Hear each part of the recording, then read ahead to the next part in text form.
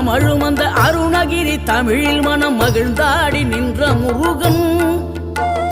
கிழவி இவள் புலமை கண்டு அழகு மிகும் குழந்தை என மகிழேறி வந்த குமரன். ஆதிசிவன் பிள்ளையன ஆனைமுகன் தம்பியன ஞான பழமான முதல்வன். நீ பாடும் குரல் வளம் கொடுக்கும் பனிமலையில் வாழும் அந்த பார்வதியின் இளைய புதல்வன். தேனெடுத்து திணை வளர்க்கும் சிறு குருத்தி வள்ளியவள் சிந்தையில நின்ற மன்னவா. நீ நாடி வரும் பக்தர்களின் நாட்டம் அதை தனித்தருளும் ஞான குருநாதன் அல்ல.